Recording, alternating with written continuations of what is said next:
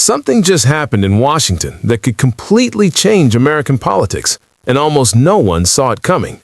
The U.S. House of Representatives has just experienced the largest bipartisan rebellion in modern history, and it is aimed directly at Donald Trump. This is not routine political noise or a short-lived media storm. This is a moment that may redefine presidential accountability.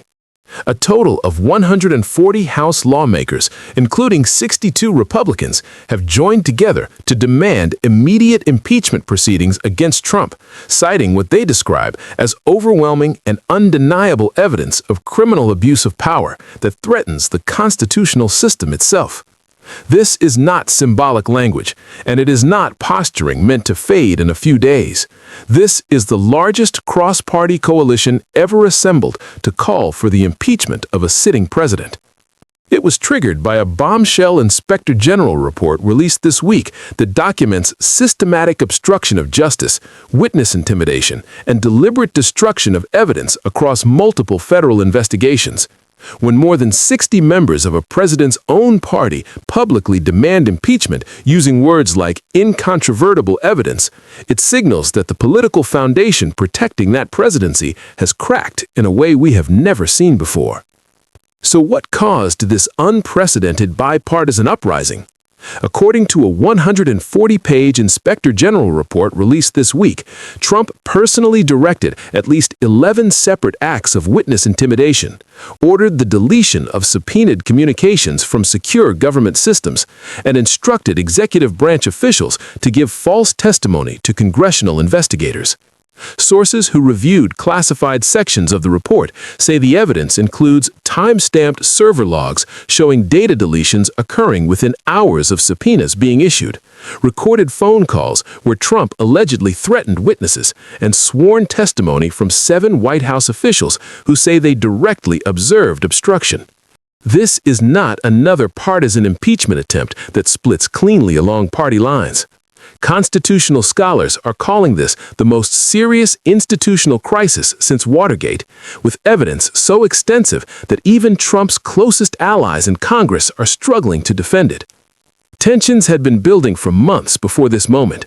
The Department of Justice Inspector General began investigating obstruction allegations in September of last year, following protected whistleblower disclosures from multiple executive branch agencies. But everything changed when the Inspector General released the full report titled Investigation into Alleged Obstruction of Congressional Oversight and Federal Investigations. The report was mandated by Congress and conducted independently of political appointees. It outlines a pattern of conduct that lawmakers from both parties describe as a direct assault on congressional authority and federal law enforcement. The executive summary states that investigators documented 11 specific cases where Trump personally intervened to block or derail ongoing investigations. These actions span several months and involve multiple probes, including the classified documents case, the January 6th investigation, and congressional inquiries into financial conflicts of interest. What makes this report so explosive is not just the allegations, but the depth and quality of the evidence. Investigators conducted 87 interviews under oath, reviewed more than 45,000 pages of documents, including emails, texts, and secure server data, and obtained recorded phone conversations through court-approved legal processes. The report explicitly states that its findings are not based on rumors, speculation, or partisan interpretation. Instead, the conclusions rely on time-stamped digital records, sworn testimony corroborated by multiple independent witnesses, and audio recordings obtained through lawful surveillance authorized by federal judges. One section of the report details how, just 3 hours after a congressional subpoena was delivered to the White House requesting communications related to classified document handling, forensic server logs show that hundreds of emails were permanently deleted from secure government servers. According to sworn testimony from the White House IT director, Trump's chief of staff personally ordered the deletions and instructed staff to ensure that the data could not be recovered. Investigators concluded that this was not a dispute over executive privilege or document retention policy. It was a deliberate effort to destroy subpoenaed evidence. Within hours of the report's public release, Representative Liz Cheney, who chairs a special oversight committee, called an emergency meeting at a House office building. According to staff members, 83 lawmakers attended, including Republicans and Democrats. The meeting lasted several hours and was described by multiple participants as one of the most consequential gatherings of House members since the days following January 6th. Cheney reportedly opened the meeting by projecting sections of the Inspector General report onto screens throughout the room. She told members that the report documents with undeniable evidence that the president obstructed justice, tampered with witnesses, and destroyed evidence. She warned that failing to act would make Congress complicit in the collapse of oversight authority and the rule of law. The room reportedly fell silent as lawmakers absorbed the gravity of the situation. Representative Adam Kinzinger, a Republican who had opposed previous impeachment efforts, stood and told the room that this case was different. He said the Inspector General is a nonpartisan career official, and the evidence is documented, time-stamped, and corroborated. He argued that if Congress fails to impeach under these circumstances, it effectively declares that a president can obstruct investigations into their own conduct without consequence. Other lawmakers echoed the same concern. They stressed that this was not about policy disagreements or inflammatory rhetoric. It was about a president allegedly destroying evidence, threatening witnesses, and obstructing investigations. According to members present, that meeting fundamentally changed the political calculus. Later that night, a bipartisan group drafted a joint resolution calling for immediate impeachment proceedings. The resolution was released publicly just after midnight and was signed by 140 House members, including 62 Republicans. That alone makes it historic. But the language of the resolution is even more striking.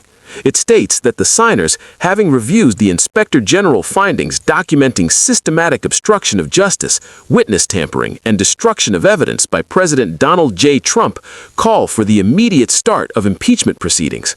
Attached to the resolution is a separate statement signed by all 62 Republican members.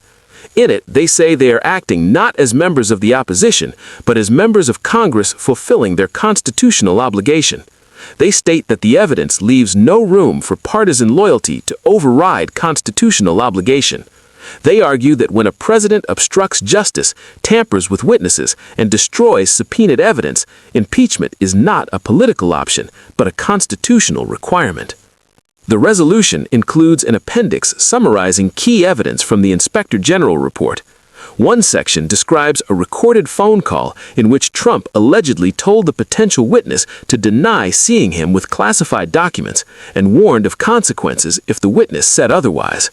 Another section details financial records showing millions of dollars transferred from Trump-controlled accounts to legal defense funds for witnesses just after they became subjects of investigation. Treasury analysts concluded that the pattern of payments was consistent with witness tampering through financial inducement. The reaction in Washington was immediate and intense.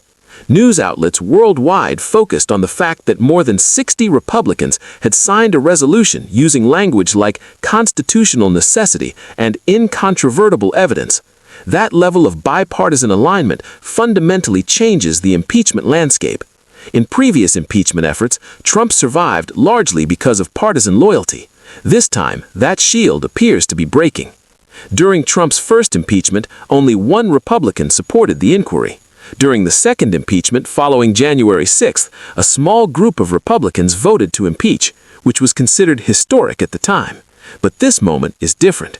62 Republicans signed an impeachment demand before any articles were even drafted, and they did so based on evidence produced by an independent Inspector General, not a partisan congressional committee.